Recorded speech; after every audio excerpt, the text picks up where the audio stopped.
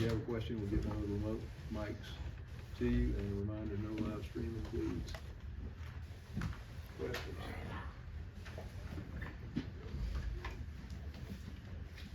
Yeah, Coach, I'm sure you've answered this question 1,000 different times, but I'll ask it again. How do you prepare for the pace? You run multiple huddles in practices. Is there a specific way that you've learned over the years that works best? I don't think you can simulate their pace. They're really good at what they do. They're fast at what they do.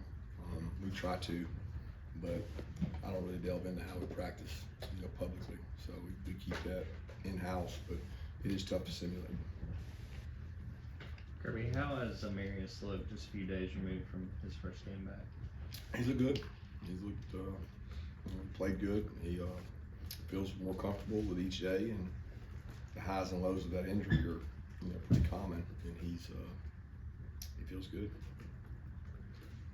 On the injury front, just wanted to get an update on how Warren Brinson has looked this week and after calf strain, like you said, and then didn't look like CJ Smith was dressed out this past Saturday. What's he dealing with? Yeah, CJ's dealing with a knee injury. It's been bothering him. He's had it off and on for a while, so we're hoping to get him back soon.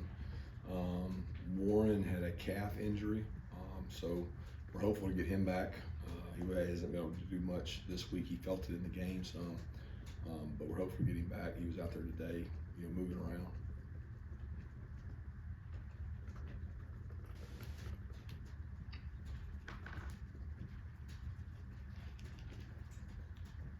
My understanding, Coach, is Brock is very competitive off the field. I just wondered when the initial discussions began about, hey, do we fix this and how quick could we get back? Was there any conversation about, well, Tua did it in 28 days, I can beat that, kind of thing? Was he set on beating the markers that were set out before? You're probably better off asking him that. He wanted to get back. I don't think it was never a rush. You don't rush an injury back, especially not somebody like that. You have markers to hit, and when you hit the markers, you go to the next marker. And once you hit the 4 markers, then it becomes, are you capable of playing at a high enough level to contribute to the team? So it was never about a number of days. It was about the markers, and he clicked those off, and he went to the next step each time. And he felt like he had the confidence to go out there and play, and he did that. Yeah, Coach, I think for the first time in your time here, you guys are throwing the ball more on offense than you are running the ball on offense. Does that say anything about the way your program's progressed during your time here? No, I mean, we had Nick Chubb and Sonny Michel when we got here, so we'd be fools to throw it more than we run it. They're both first-round picks in my mind. So it's really about your personnel. Kirby, on the O-line, how important is alignment between a coordinator and an O-line coach, and how much did that figure in, I guess a year ago or so when you were hiring Stacy, knowing that Mike was here too? And knowing that you might, Mike might. I think we hired Stacy before Mike, but I'm not sure the order of events there, or maybe Mike was here, but he was an analyst, So, I mean, I didn't, we hired Stacy because Coach Monken was really comfortable with Stacy. I was comfortable with Stacy. He had worked with him at LSU. I'd worked with him at LSU. He's a really good O-line coach. So the hiring of Stacy didn't have much to do with Mike.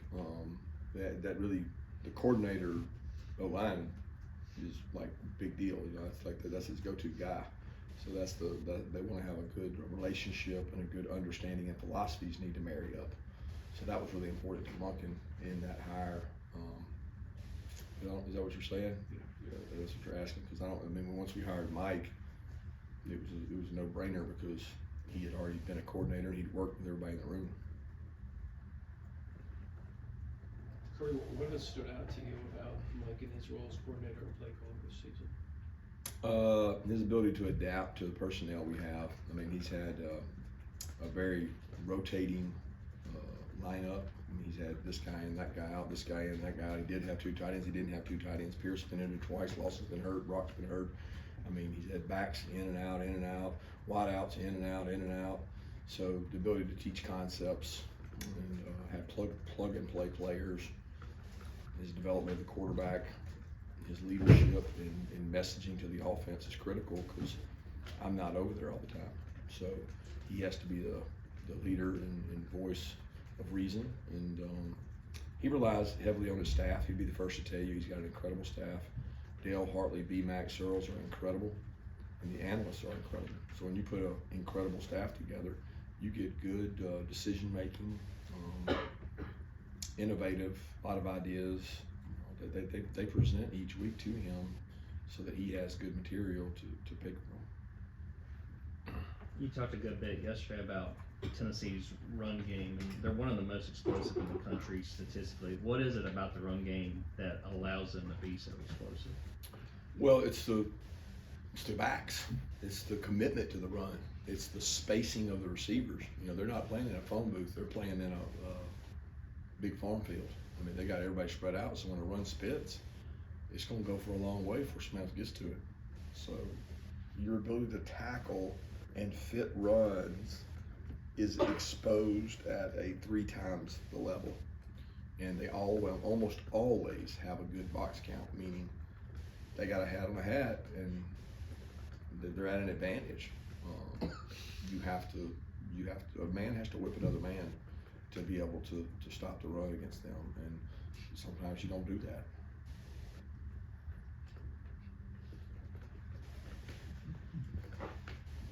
Yeah, Kirby, I saw a clip today or after the game the other night, you called out, shouted out Amarius and Brock for working their way back. Just how important was that to you to, praise them in front of the entire team for what they did to get back from those injuries and surgeries they had? Well, that's just a snippet of what you saw. I praised a lot of guys in that moment. I don't know what they pick and choose to play, so that's something that I don't have anything to do with. I'm certainly proud of those guys, but I was proud of a lot of guys the other night. Jamal Garrett, he came back from injury twice. So proud of all the players that come back from injuries. Coach, how much does the work you guys do of simulating the crowd in a way truly help in situations like y'all gonna see on Saturday afternoon? Oh no, I wouldn't go play without it, but I can't tell you how much it helps. I don't honestly know how much it helps. It's hard to measure that. It could be, some teams could do it more than we do it and have a young offense and have a lot of penalties. And you could have a very experienced offense and not do it and not have penalties. I mean, it comes and goes. A lot of it has to do with the situation of your team and the focus of your team.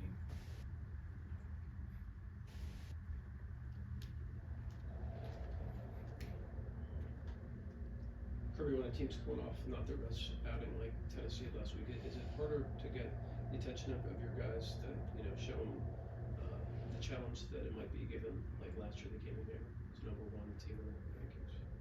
It was today, but I don't know if it was because of that. I don't know what it was because of.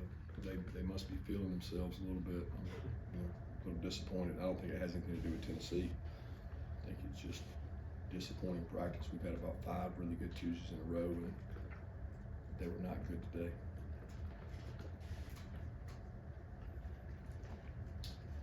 Because when you have a bad practice like that, what's the key to getting guys to respond tomorrow, I guess?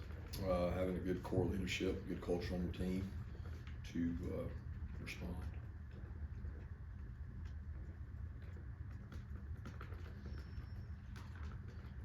One more housekeeping question. I think Jonathan Jefferson had to come up the field slowly the other night. We have to update on him. He's good. Breath got knocked out of him, I think.